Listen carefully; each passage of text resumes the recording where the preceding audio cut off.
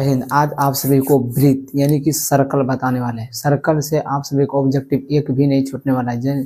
सभी स्टूडेंट का सर्कल से यानी कि वृत्त से ऑब्जेक्टिव गलती होता था, यानी वृत्त संबंधित क्षेत्र उनका आज पूरा सुपरा साफ होने वाला है। इसीलिए आप सभी को क्या करना है, शुरू से अंत तक देखना। उसके बाद आप सभी को एक भी ऑब्जेक्टिव गलत नहीं होने वाला है। क्लास 10th, ठीक ना, गणित किस क्लास का है? क्लास 10th गणित का एक भी ऑब्जेक्टिव छूटने वाला नहीं है, यदि इस तरह से देख लेते हैं तब। देखिए ये क्या है, एक वृत्त है। वृत्त में हम जानते हैं कि वृत्त में त्रिज्या कितना होता है, फर्स्ट में, ठीक है, क्या कोई रेडियस बनाता है, ठीक ना। इसलिए हम लिखते हैं d बराबर 2r, यानी कि व्यास बराबर कहता है त्रिज्या के दुगुना होता है। त्रिज्या का दुगुना होता है व्यास, ठीक ना। देखो यहाँ पर वृत्त में त्रिज्या की संख्या कितना होता है? वृत्त में देखो, जब सेंटर से जब परिधि में मिलता है तो क्या कहलाता है? त्रिज्या कहलाता है, बता दी। और वृत्त में देखो, जब सेंटर से होकर और मैंने कि ये परिधि से इस परिधि तक में जो मिलता है यह क्या कहलाता है? व्यास कहलाता है। अब बोलेगा कि कहीं भी मिला देता है क्या कहलाता है? ये भी तो व्यास कहला सकते हैं। नहीं, यह क्या कहलाता है? जीवा कहलाता है। ये क्या कहलाता है? जीवा।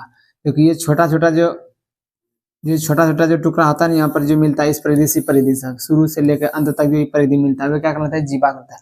वृत्त का सबसे बड़ी जीवा वृत्त के केंद्र से होकर जो रेखा गुजरता है, वृत्त से केंद्र से होकर जो रेखा गुजरता है वही वृत्त का क्या कहलाता है? व्यास कहलाता है। वृत्त का केंद्र, जैसे मान लीजिए यहाँ पर है, ये वृत्त से के केंद्र से होकर जो रेखा गुजरता है वो क्या कहलाता है? वृत्त का व्यास होता है। और वृत्त के सबसे बड़ी जीवा वही होता है, वृत्त के केंद्र से होकर जो गुजरता है, ठीक ना, वो व्यास भी कहलाता है।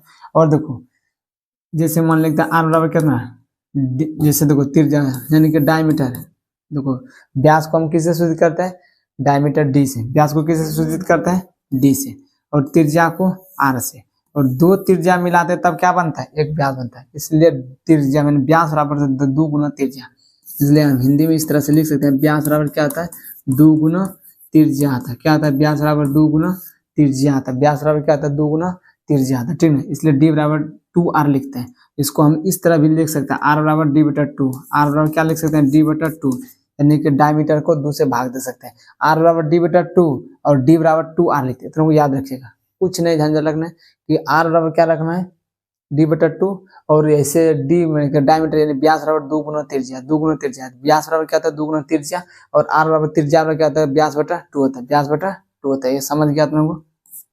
इधर देखो, अब ये भी जानते हैं वृत्त में त्रिज्या की संख्या कितना होता है? अनंत होता है। वृत्त में त्रिज्या की संख्या कितना होता है? अनंत होता है। और वृत्त में व्यास की संख्या कितना होता है? अनंत होता है। वृत्त में व्यास की भी संख्या कितना होता है? अनंत होता है, ठीक ना। और इम्पोर्टेंट फार्मूला जानता है, क्या कहता है? देखो वृत्त का क्षेत्रफल क्या आता है? पाई आर स्क्वायर होता है। वृत्त का क्षेत्रफल क्या आता है? पाई आर स्क्वायर होता है। वृत्त का अर्धवृत्त का क्षेत्रफल क्या आता है? 1/2 pi r square. 1/2 pi r square या पाई स्क्वायर बटा 2 भी होता है। पाई आर स्क्वायर बटा 2 भी होता है, ठीक ना। और आगे देखो, वृत्त की परिधि क्या था? 2 पाई आर। वृत्त की परिधि क्या आता है? 2 पाई आर होता है। और अर्धवृत्त की परिधि क्या था? पाई प्लस 2 इंटू आर होता है। पाई प्लस 2 इंटू आर होता है, ठीक ना। और चतुर्थांश का क्षेत्रफल क्या था? 1/4 पाई आर स्क्वायर होता है। 1/4 पाई आर स्क्वायर चतुर्थांश का क्षेत्रफल, ठीक ना। अब जानते हैं त्रिज्या खंड का क्षेत्रफल क्या था? पाई आर स्क्वायर थीटा बटा 360 डिग्री था। पाई आर स्क्वायर थीटा बटा 360 डिग्री। अब जानते हैं इसमें कुछ वलय का क्षेत्रफल होता है। वलय का क्षेत्रफल क्या आता है, ठीक ना? वलय का क्षेत्रफल, ठीक ना। भीतरी त्रिज्या माइनस बाहरी त्रिज्या पाई इंटू बड़ी आर स्क्वायर माइनस छोटी आर स्क्वायर, ठीक ना। बड़ी आर स्क्वायर माइनस छोटी आर स्क्वायर होता है, ठीक ना। क्या क्या होता है? बड़ी आर स्क्वायर माइनस छोटी आर का होल स्क्वायर होता है। इस तरह से वलय का क्षेत्रफल होता है। क्या होता है वलय का क्षेत्रफल? पाई इंटू बड़ी आर स्क्वायर माइनस छोटी आर स्क्वायर है, ठीक ना। इतना तक जान गए तो तुम फार्मूला याद रखिएगा, क्योंकि इसी हिसाब से वो बनाने वाले हैं ऑब्जेक्टिव, ठीक ना। देखो अब नेक्स्ट देखते हैं, कहता है कि देखो फर्स्ट वन क्वेश्चन है, कहता है 64 पाई सेंटीमीटर स्क्वायर क्षेत्रफल वाले वृत्त का व्यास क्या है? ये सभी क्वेश्चन पूछा हुआ है, ये सभी क्वेश्चन एग्जाम में पूछा हुआ है और इम्पोर्टेंट पूछने के चांस में, इसीलिए आप सभी को ये बेहतरीन तरीका से बताने वाला है, ठीक है। कहता है 64 पाई सेंटीमीटर क्षेत्रफल वाले वृत्त का व्यास। देखो यहाँ पर दिया गया क्या है? जो दिया गया वही निकालना। क्या दिया गया है? 64 पाई सेंटीमीटर क्षेत्रफल। हम लिख देते हैं वृत्त का क्षेत्रफल। वृत्त का क्षेत्रफल कितना होता है? पाई आर स्क्वायर। और ये दिया गया है कितना? 64 पाई सेंटीमीटर। 64 पाई सेंटीमीटर, अच्छा 64 पाई सेंटीमीटर दिया गया है, ठीक ना। यहाँ पर हमको निकालना क्या ना? पाई आर स्क्वायर निकालना है, ठीक है। क्या निकालना है? पाई आर स्क्वायर निकालना है, ठीक ना। हमको देखो क्या ज्ञात करना है, इसमें यदि हम 64 पाई पाई से पाई काट दिए, 64 को हम 64 बराबर कितना लिख दिया आर स्क्वायर, आर बराबर हम रूट ले सकते हैं, स्क्वायर यदि हम खत्म करेंगे तो क्या करेंगे 64 पर रूट देंगे, आर बराबर कितना होगा 64, 8 में त्रिज्या का मान कितना होगा 4 सेंटीमीटर स्क्वायर, 4 सेंटीमीटर त्रिज्या का मान कितना 8 सेंटीमीटर, 88 इसका वर्गमूल निकल गया, 64 का वर्गमूल कितना होता है 8 होता है। अब कहता है व्यास, अभी तुरंत बताए हैं, क्या बताएं व्यास बराबर होता है 2 गुना त्रिज्या होता है, क्या होता है 2 गुना त्रिज्या, या त्रिज्या को हम लिख सकते हैं इस तरह से 2 r, यहाँ पर त्रिज्या निकाल सकते हैं, और आर का मान कितना है 8 सेंटीमीटर, 8 यहाँ रख दी, 8 दूनी 16 सेंटीमीटर आंसर हो गया, कितना हो गया 8 दूनी 16 सेंटीमीटर आंसर हो गया, ठीक ना। देखो कहीं कोई दिक्कत हुआ क्या कि जो दिया गया तो उसी का क्षेत्रफल लगा दिए, क्षेत्रफल निकालने के बाद आर का मान निकालिए, आर का मान के फिर व्यास निकालते, व्यास होता है 2 गुना त्रिज्या और 2 गुना आर यानी कि 2 गुना 8, आर का मान कितना निकला था 8, इसलिए 2 गुना 8 और 8 दूनी 16 सेंटीमीटर स्क्वायर हो जाएगा, ठीक ना। फिर बढ़ते हैं नेक्स्ट क्वेश्चन, देखो यहाँ पर क्या कहता है यदि एक वृत्त की त्रिज्या 7 सेंटीमीटर, त्रिज्या कितना दिया गया 7, उसका क्षेत्रफल ज्ञात करना है, क्या ज्ञात करना है उसका क्षेत्रफल ज्ञात करना है, जो यहाँ पर पूछता है उसी को ज्ञात कर देना।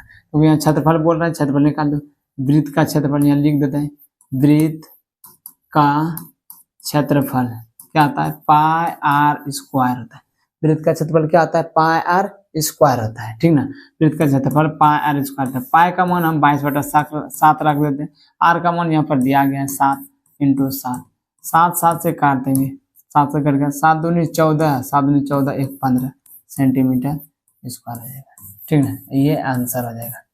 इधर देखो क्षेत्रफल निकाले, क्या क्या पाई आर स्क्वायर रख दिए, पाई का मान 22/7, आर का मान यहाँ पर दिया गया था 7 सेंटीमीटर, 7 से गुना 7 कर देते क्योंकि स्क्वायर था इसलिए 2 बार लिख दी, ठीक है, फिर गुना कर दी, ठीक है, गुना करने पर कितना आ गया 154 सेंटीमीटर स्क्वायर, क्षेत्रफल सेंटीमीटर स्क्वायर में लिखा था, ठीक ना। चलो नेक्स्ट क्वेश्चन देखते हैं। इसी प्रकार एक वृत्त की परिधि 132 सेंटीमीटर स्क्वायर, कितना बोला है 132 सेंटीमीटर वृत्त की परिधि दिया गया है, ठीक ना। कहते इसकी त्रिज्या क्या होगा, हम देखो जो दिया गया उसी को रखते हैं, वृत्त की परिधि क्या आता है मैं लिख देते हैं, वृत्त की परिधि बराबर होता है 2 पाई आर होता है, क्या होता है 2 पाई आर होता है, वृत्त की परिधि क्या होता है 2 पाई आर होता है, वृत्त की परिधि क्या होता है 2 पाई आर, और कितना दिया गया 132 सेंटीमीटर, 132 लिख दी, 2 गुना पाई का मान कितना है 22/7 है, पाई का मान कितना है 22/7 इंटू आर। देखो यहाँ इसको यदि हम काटाएंगे ना इसको हम काटेंगे तो काट सकते हैं, तो 11 दूनी 22, 11 का 11, 11 दूनी 22, फिर 2 दूनी 4, 4 तिया 12, आर का मान यहाँ पर हम निकाल सकते हैं 7 या 21, त्रिज्या गुना करेंगे कितना देगा 3, यहाँ पर कितना हो गया 8/7 हो गया, यहाँ आर का मान कितना देगा यदि त्रिज्या गुना करेंगे कितना, आर का मान 7 या 21 सेंटीमीटर, आर का मान कितना हो गया 21 सेंटीमीटर। यही तो बोलता था कि त्रिज्या का मान क्या होगा, त्रिज्या बराबर हम लिख सकते हैं 21 सेंटीमीटर आंसर, 21 सेंटीमीटर आंसर, ठीक ना। चलो नेक्स्ट देखते हैं सवाल, कहता है कि देखो यदि एक वृत्त की परिधि 10 सेंटीमीटर है तो उसका क्षेत्रफल ज्ञात करना। अब की बार परिधि दिया गया है उसका क्षेत्रफल निकालने के लिए पूछ रहा है, उसका क्षेत्रफल निकालने के लिए पूछ रहा है, जो दिया गया उसी का फॉर्मूला लगाएंगे। वृत्त का परिधि क्या था तुरंत बताए, वृत्त की परिधि क्या होता है 2 पाई आर होता है, क्या होता है 2 पाई आर होता है, और लिख देते हैं वृत्त की परिधि, वृत्त की परिधि 2 पाई आर, वृत्त की परिधि क्या आता है 2 पाई आर होता है, 2 पाई आर लिख दिए, ठीक ना। परिधि कितना है 10 पाई, परिधि 10 पाई लिख दिए, ठीक। और देखो यहाँ पर 2 गुना पाई गुना आर, अब पाई से पाई खत्म कर दिए, 2 से 2 पंचे 10 काट दिए, आर इधर 5 हो गया, इधर कितना हो गया आर हो गया, यानी कि त्रिज्या का मान कितना निकल गया, त्रिज्या यानी 5 सेंटीमीटर त्रिज्या निकल गया, ठीक ना। इसका पूछ रहा है क्षेत्रफल, वृत्त का क्षेत्रफल क्या होता है, वृत्त का क्षेत्रफल होता है वृत्त का क्षेत्रफल, वृत्त का क्षेत्रफल क्या होता है पाई आर स्क्वायर होता है, क्या होता है वृत्त का क्षेत्रफल पाई आर स्क्वायर होता है। पाई का मान कितना रखना है सभी को 22/7 रखना है, 22/7 रखना है। त्रिज्या का मान कितना है का भी तुरंत निकालें, त्रिज्या का मान कितना निकला है 5 सेंटीमीटर, त्रिज्या का मान 5 सेंटीमीटर रख दिया, 5 × 5 ठीक ना। ये तो कटेगा नहीं, ये तो कटेगा नहीं क्योंकि 5 निकल गया। इसको क्या करना, ऊपर ऊपर गुना कर देना है, 22 गुना 25/7, ठीक ना। 22 गुना 25/7। देखो इसका आंसर इतना हो जाएगा, यदि गुना कर देते हैं तो 22, 25 गुना 22, ठीक ना। 5 दूनी 10, 5 10 11, 2 दूनी 4, 2 दूनी 4, ठीक ना। 0.5/7, देखो 550/7 सेंटीमीटर स्क्वायर। देखो इसका हो सकता है मान पाई का मान पाई में ही था, ठीक ना। स्क्वायर, देखो यदि इसका मान पाई में दिया गया है आंसर, तब इसको किस तरह से निकालना है। यदि इसका आंसर पाई में दिया गया है तो क्या निकालना है, पाई आर स्क्वायर। किसका सूत्र होता है, क्षेत्रफल का। पाई मैंने वृत्त का क्षेत्रफल क्या था, पाई आर स्क्वायर। पाई का मान कितना रखना है, पाई का मान पाई ये रखना है।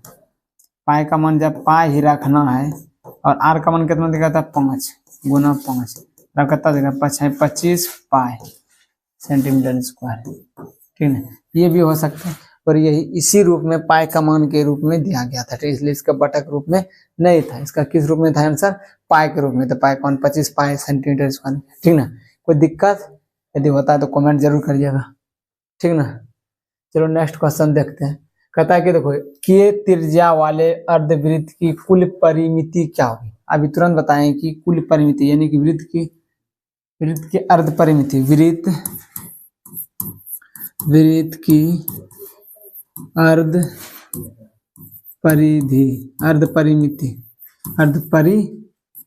परिमिति क्या था, पाई प्लस 2 इंटू आर बताए। कहता है कि के त्रिज्या वाले, यानी कि त्रिज्या का मान कितना बोल रहा है रखने के लिए, के त्रिज्या का मान कितना रखने बोल रहा है, आर का मान कितना रखने बोल रहा है, के रखने बोल रहा है। यहाँ आर के जगह पर क्या रखना है, के रख देना। यहाँ पर पाई प्लस 2 इंटू के हो जाएगा, ठीक है। कितना हो जाएगा, के हो जाएगा। तो इसका आंसर क्या होगा, पाई प्लस 2 इंटू के हो जाएगा। इसका आंसर यही हो जाएगा, पूरा सटीक आंसर। कहीं कोई दिक्कत है, यदि हम मैथ पढ़ाएंगे तो ऐसा हो सकता है कि दिक्कत हो जाएगा, ठीक ना। इसलिए दिक्कत नहीं होने वाला है, और भी ऑब्जेक्टिव लगा लेते हैं, ठीक ना। आप सभी ये सभी क्वेश्चन बैंक का था और क्वेश्चन बैंक लगाते हैं। चलो देखो बोले थे कि अभी क्वेश्चन लगाएंगे प्रीवियस ईयर के साथ, जितना बताए उन सभी से अभी प्रीवियस ईयर बनाते, देखिए बनता है कि नहीं बनता है। यदि हम बोलते हैं कि यदि मैथ हम इस तरह से पढ़ा देंगे, किसी भी बच्चा यदि कमजोर से कमजोर बच्चा वे भी मैथ सीखेगा। चलिए देखिए यहाँ पर क्या कहते हैं, वृत्त का क्षेत्रफल, वृत्त का यानी परिमाप और क्षेत्रफल एक समीक्षा, यानी कि वृत्त का परिमाप पर क्षेत्रफल क्या करना है, सवाल बनाना है, ठीक है। उसी के आधार पर दिया कहते हैं वस्तुनिष्ठ प्रश्न। कहते हैं निम्न में से कौन वृत्त का क्षेत्रफल, अभी तुरंत बताएं। वृत्त का क्षेत्रफल क्या आता है, पाई आर स्क्वायर होता है। क्या आता है, पाई आर स्क्वायर होता है। ऑप्शन नंबर सी हो रहा है, ठीक ना। चलो नेक्स्ट क्वेश्चन देखते हैं। कहता है देखो 44, कहता है 44 मीटर परिधि वाले वृत्त की त्रिज्या क्या होगी। देखो हम क्या बताएं, जो दिया गया उसी का फॉर्मूला लगेगा। यहाँ पर दिया गया क्या, वृत्त की परिधि, वृत्त की परिधि बराबर सूत्र लगाएंगे। क्या था, वृत्त की परिधि बराबर 2 पाई आर होता है। क्या था, वृत्त की परिधि बराबर 2 पाई आर होता है। परिधि का मान कितना दिया गया है, 44। परिधि का मान कितना दिया है, 44, और यहाँ 2 गुना 22/7 गुना आर का मान कितना है, आर का मान कुछ नहीं, आर का मान ही तो निकालना है। 22 दूनी देखो 44 कटता है, एकदम कट गया। एक बराबर कितना गया, r/7, इसलिए आर का मान कितना हो गया, 7 मीटर, ठीक है। आर का मान कितना हो गया, 7 meter. Option number B, option number B हो जाएगा, ठीक ना। चलो नेक्स्ट फिर देखते हैं। तो नेक्स्ट क्वेश्चन है, कहता है यदि किसी वृत्त की त्रिज्या दुगुनी कर दी जाए। देखो पहले त्रिज्या था क्या, इसे मान लेते हैं कि त्रिज्या आर है, ठीक है। उसका त्रिज्या क्या, पहले त्रिज्या क्या है, आर है। कहते यदि त्रिज्या को दुगुनी कर दे, फिर दूसरी त्रिज्या, यदि मान लो कि ये नया त्रिज्या कितना था, नया त्रिज्या आर ही था, नया त्रिज्या आर था। अब पुराना त्रिज्या क्या आ गया, नहीं देखो फिर से बनाते हैं। कहता है यदि किसी वृत्त की त्रिज्या दुगुनी कर दी जाए, यदि किसी वृत्त की त्रिज्या, ये त्रिज्या है, ठीक ना, और ये पहले से क्या है, पुराना है। क्या है, पुराना त्रिज्या है, पुराना त्रिज्या कितना है, आर है। कहता है दुगुनी कर दी जाए त्रिज्या को, अब नया में क्या कर दी जाए, उसको दुगुनी त्रिज्या, नया त्रिज्या को क्या कर दी जाए, दुगुनी कर दी जाए, ठीक है। 2 से गुना कर दिया, त्रिज्या में कितना से गुना कर दिया, 2 से गुना कर दिया। तो पुराने और नए वृत्त के क्षेत्रफल का अनुपात क्या होगा। देखो पुराना त्रिज्या इसको करना है क्षेत्रफल में शूट, और दूसरे त्रिज्या को इसको शूट करना है, ठीक है। और क्षेत्रफल का अनुपात कहता है क्या पहले पूछा है? पुराना। पुराना पहले लिखते हैं। पुराना क्या था? वृत्त का क्षेत्रफल अनुपात वृत्त यानी कि नए यानी पुराने वृत्त है, पुराने वृत्त का पुराने वृत्त का क्षेत्रफल का अनुपात नए वृत्त का क्षेत्रफल, पुराना वृत्त का क्षेत्रफल नया वृत्त का क्षेत्रफल, ठीक ना। पुराना वृत्त कितना है? पाई आर स्क्वायर होता है। आर का मान कितना रखना है? पुराना में आर का मान आर रखना है और नयका में क्या करना है? पाई और आर के जगह कितना रखना है? 2r रखना है, क्योंकि नया त्रिज्या कितना हो गया? नया त्रिज्या कितना हो गया? 2r, इसलिए आर के जगह कितना रखना है? 2r का होल स्क्वायर, ठीक ना। यहाँ पर लिखते हैं पाई आर स्क्वायर अनुपात पाई इंटू 2r गुना 2r, 2 बार गुना कर सकते हैं, ठीक ना। और यहाँ पर भी गुना करके लिखते हैं पाई इंटू आर, ठीक ना। पाई से पाई खत्म, एक आर से एक आर खत्म, आर से आर खत्म, कितना गया? 1:2 बचा, 1:2 बचा। इसलिए नए देखो जब त्रिज्या को दुगुना कर दी जाते हैं तो पहले अनुपात नए नया और पुराना का अनुपात पूछेगा तो 1:2 होता है, 1:2। पुराना और नए वृत्त के क्षेत्रफल, पुराना और नए वृत्त के क्षेत्रफल, पुराना और नए तो 1:2 होता है। यही पूछता नए और पुराना, तब जस्ट इसका उल्टा हो जाता है, 2:1 हो जाता है। ये ध्यान रखिएगा, क्योंकि इसका आंसर जब दुगुना करता है तो 1:2 आता है, तिगुना करता है तो 1:3 आता है, ठीक ना। इसी तरह से इसका आंसर आता है। लेकिन ये ध्यान रखना है कि पहले पुराना बोल रहे हैं कि पहले नया बोल रहे हैं। यदि पुराना बोल रहा है तो 1 पहले आएगा, जब नया बोल रहा है तब जो जिससे पहले दुगुना क्या है 2 से पहले 2:1, तिगुना बोला तो 3:1 आएगा, ठीक ना। इस तरह से इसका आंसर आता है। इसका आंसर आ गया। चलो नेक्स्ट क्वेश्चन देखते हैं फिर से। देखो नेक्स्ट क्वेश्चन है, कहता यदि किसी वृत्त की त्रिज्या k गुनी कर दी जाए, पहले तो था क्या? त्रिज्या, मानो कि त्रिज्या क्या था? k था, k गुनी कर दी जाए। पहले त्रिज्या r ही था, ठीक ना। नया पुराना त्रिज्या ना, पुराना त्रिज्या कितना था? पुराना त्रिज्या कितना था? देखो पुराना त्रिज्या कितना था? r था, कितना था? r था। कहता आर के गुनी कर दी जाए। अब जो नया त्रिज्या बना, नया त्रिज्या क्या कर दी जाए? के गुना कर दिया, के गुनी कर दी जाए, ठीक ना। तो पुराने और नए वृत्त के क्षेत्रफल का अनुपात देखो, पुराने कितना था? आर। क्षेत्रफल देखो क्या था? वृत्त का क्षेत्रफल, हम डायरेक्ट लिख सकते हैं वृत्त का क्षेत्रफल, यानी कि लिख देते हैं पुराने वृत्त का क्षेत्रफल अनुपात नए वृत्त का क्षेत्रफल, पुराने वृत्त का क्षेत्रफल अनुपात नए वृत्त का क्षेत्रफल। हम लिखे हैं क्या? ई खाली गौर से देखना है। पुराने वृत्त का क्षेत्रफल अनुपात नए वृत्त का क्षेत्रफल, और कुछ नहीं लिखना। पुराना वृत्त कितना है?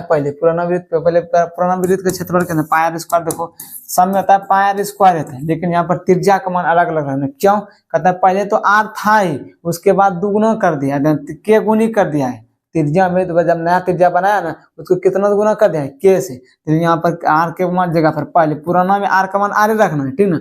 और दूसरा में जब नया वृत्त आया, नया त्रिज्या आया, नया क्षेत्रफल आया, तो उसमें क्या करना है? त्रिज्या की जगह पर के गुनी कर देते, के से गुना कर देना, करना था के। और त्रिज्या की जगह कितना है? 2k, मतलब कि यहाँ आर के है ना, आर के स्क्वायर कर देना, ठीक ना। यहाँ पर पाई गुना आर अनुपात पाई गुना आर के गुना आर के, ठीक ना। यहाँ पर 2 बार कर दिए, इसको कटाते हैं। देखो आप पाई से पाई कट गया, आर से आर कट गया, आर से आर कट गया, बचा कितना? 1:k।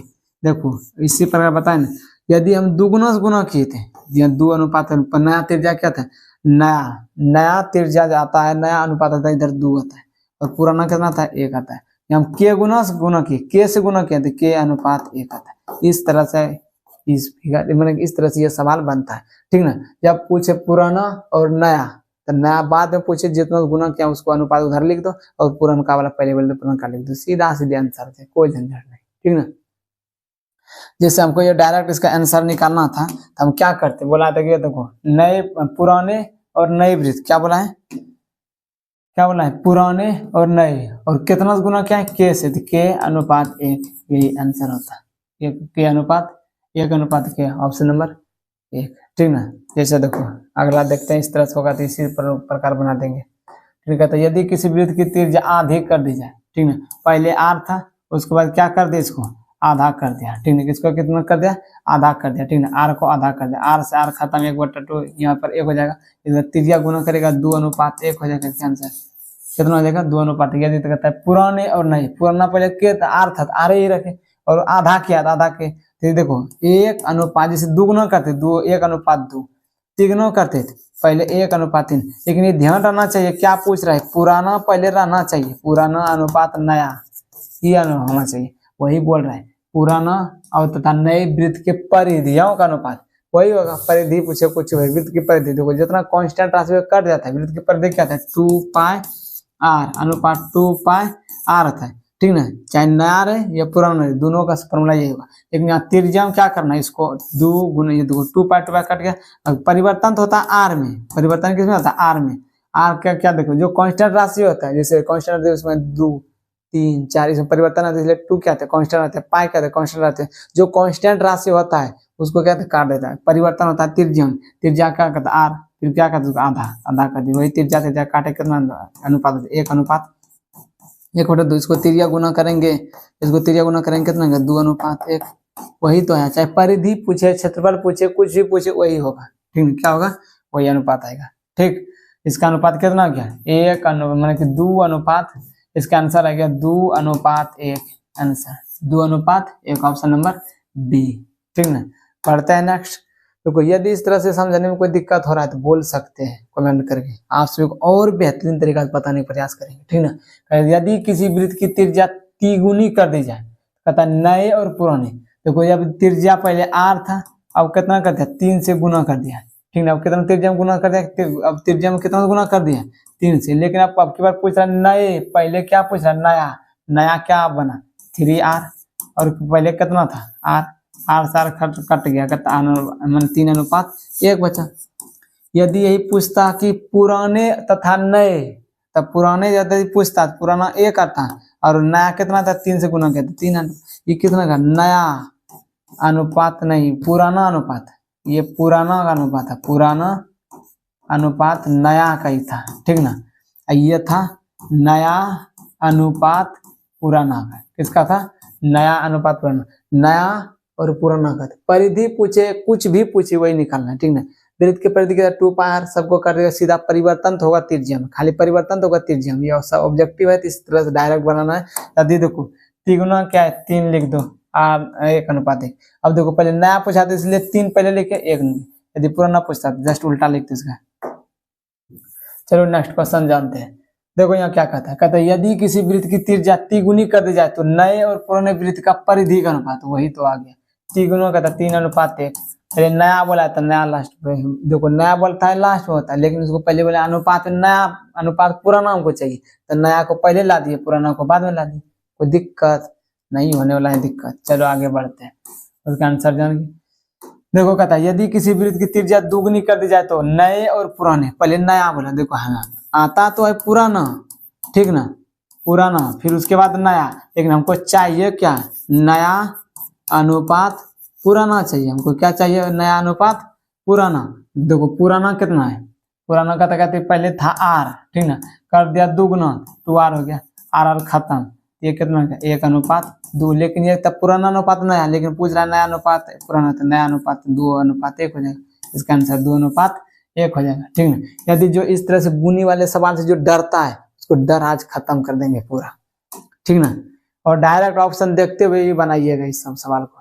तो देखो क्या कहता है, यदि कहता है 2 वृत्त की परिधि 2:3 के अनुपात में उनकी त्रिज्या का अनुपात क्या है, देखो वृत्त की परिधि, वृत्त की परिधि अनुपात परिधि, ठीक है, वृत्त की परिधि अनुपात परिधि 2πr अनुपात 2πr होता है, ठीक है। देखो सीधा जानते हैं कि वृत्त की परिधि क्या होता है, बटा होता है, वृत्त की परिधि बटा परिधि, वृत्त की परिधि कितना गया 2/3 दिया, वृत्त की परिधि कितना होता है 2πr/2πr होता है, अनुपात 2/3 होता है, 2π खत्म, r से खत्म, इसका अनुपात क्या बनेगा 2:1। लेकिन इसका क्या कहता है, दो वृत्त की परिधि इतना ज्ञात है, उसको उनकी त्रिज्या का अनुपात होगा, तो त्रिज्या में 2:3 ही बना। क्या बना? 2:3 ही, ठीक ना। जो देखो, जो यहाँ परिधि का अनुपात था वही उनकी त्रिज्या का अनुपात आ गया, क्योंकि देखो वृत्त की परिधि बोला, दोनों वृत्त की परिधि क्या कर, दोनों कट गया। यदि इसको मान सकते हैं तो R1 R2 मान सकते हैं, ठीक ना। R1 मानेंगे वही होगा, ठीक ना। कितना होगा? R1/R2 बराबर कितना होगा? 2/3 हो जाएगा, ठीक है। इसको त्रिज्या गुना करो, 3R1 बराबर कितना होगा? 2R2, ठीक ना। फिर इसको बटा करो 3, यहाँ पर कितना करो? R1/R2, R1 यहाँ 2, यहाँ पर 3 भेजे, ठीक है। यहाँ पर 3, यहाँ R2 लाए 2/3, वही 2/3 फिर आ रहा है, ठीक है। इसका क्या था? जब देखो, जब दो वृत्त की परिधि दिया रहे, त्रिज्या पूछे, जो अनुपात दिया रहता है वही आंसर रहता है, जो दिया रहता है वही आंसर रहता है। परिधि दिया रहे, क्षेत्र त्रिज्या पूछे, परिधि दिया रहे, त्रिज्या पूछे, जो दिया रहता है अनुपात वही आंसर हो जाता है। क्या रहता है? वही आंसर रहता है। Option number 2:3, option number B, ठीक ना। चलो नेक्स्ट क्वेश्चन देखते हैं। नेक्स्ट क्वेश्चन देखो क्या कहता है। कहता है यदि अर्धवृत्त का व्यास 14 सेंटीमीटर, अर्धवृत्त का व्यास, अर्धवृत्त का व्यास बराबर 14 सेंटीमीटर, इसका क्षेत्रफल सूत्र लिख दिया π+2 × r, दिया गया कितना? अर्धवृत्त का व्यास दिया गया है, वो परिधि। अर्धवृत्त का व्यास मतलब कि व्यास का भी आधा दिया गया, यानी कि इसका मान क्या है कि ये त्रिज्या ही दिया गया है। क्या दिया गया है? देखो, क्योंकि d/2 को हम क्या बोलते हैं? हम d/2 को क्या बोलते हैं? त्रिज्या बोलते हैं। क्या बोलते हैं? त्रिज्या बोलते हैं। व्यास को आधा क्या बोलते हैं? त्रिज्या बोलते हैं। तो त्रिज्या का मान कितना दिया गया? 14 सेंटीमीटर है। कहता अर्धवृत्त की परिधि क्या है? अर्धवृत्त की परिधि यानी कि त्रिज्या बराबर 14 सेंटीमीटर है। तो अर्धवृत्त की परिधि क्या होगा? अर्धवृत्त की परिधि क्या था? 2π। अर्धवृत्त की परिधि क्या था? π+2 × r होता है। अर्धवृत्त की परिधि क्या होता है? π+2 × r होता है। π+2 × r होता है, ठीक ना। पाई का मान कितना रखना है? 22/7 रखना है, +2 × पाई में नहीं है ना, नहीं पाई नहीं था, इंटू r का मान कितना है? 14 है, ठीक ना। यहाँ पर कितना देगा? 22 + 7 दूनी 14/7 गुना कितना देगा? 14, 7 दूनी 14, 2, 22 और 14 कितना होता है? तब इसको 2 से गुना कर देना, ये हो गया 6 और कितना गया? 3 गुना 2 बराबर कितना होता है? 7 दूनी 14, 14 और 22 तो ऐसे हो गया 36 दूनी 72, 72 तो आंसर में है ही नहीं। अर्धवृत्त का व्यास, अर्धवृत्त का व्यास, ओहो, यहाँ पर देखो अर्धवृत्त का व्यास दिया गया है ना। अर्धवृत्त का व्यास चाहे आधा वृत्त का रहे या पूर्ण वृत्त का, तो व्यास दिया गया है। व्यास है तो त्रिज्या निकालना होगा। ये गलती हो गया, चलो फिर से बनाते हैं। यहाँ पर देखो ये क्वेश्चन क्या गया था? गलती का, चलो फिर से बनाते हैं। कहता अर्धवृत्त का व्यास, यही व्यास है। व्यास बराबर कितना? 14 सेंटीमीटर। व्यास कितना है? 14 सेंटीमीटर, ठीक ना। इसका त्रिज्या कितना का? 14/2 बराबर कितना देगा? 7 सेंटीमीटर। त्रिज्या कितना देगा? 7 सेंटीमीटर, ठीक ना। तो अर्धवृत्त का क्षेत्रफल कितना? अर्धवृत्त का क्षेत्रफल π+2 × r, पाई का मान 22/7 +2 × r, r का मान 7, ठीक है। ये कितना देगा? 22 + 7/7 गुना 7, 7 7 खत्म, 7 2 9 और ये कितना? 29 है। अर्धवृत्त की परिधि, अरे सर नहीं बोल रहा है, क्या हो रहा है? व्यास बराबर कितना? 14, r बराबर 22/2, 7। अर्धवृत्त का परिधि कहता है, अर्धवृत्त का क्षेत्रफल निकाल, अर्धवृत्त की परिधि होता है π+2 × r, 22/7 +2 × 7, 22, यहाँ पर तो 7 दूनी 14 होता है। फिर गलत करते, फिर से चलो बनाते हैं इसको, फिर इसको फिर से बनाते हैं, ठीक ना। यदि अर्धवृत्त का व्यास कितना दिया गया है? व्यास 14 सेंटीमीटर, ठीक ना। आर का मान कितना होगा? 14/2 बराबर कितना देगा? 7 सेंटीमीटर। व्यास कितना देगा? त्रिज्या कितना देगा? 7 सेंटीमीटर, ठीक ना। अर्धवृत्त का क्षेत्र परिधि, अर्धवृत्त की परिधि कितना होता है, अर्धवृत्त की परिधि क्या होता है, पाई प्लस 2 इंटू आर होता है। क्या कहता है, पाई प्लस 2 इंटू आर होता है।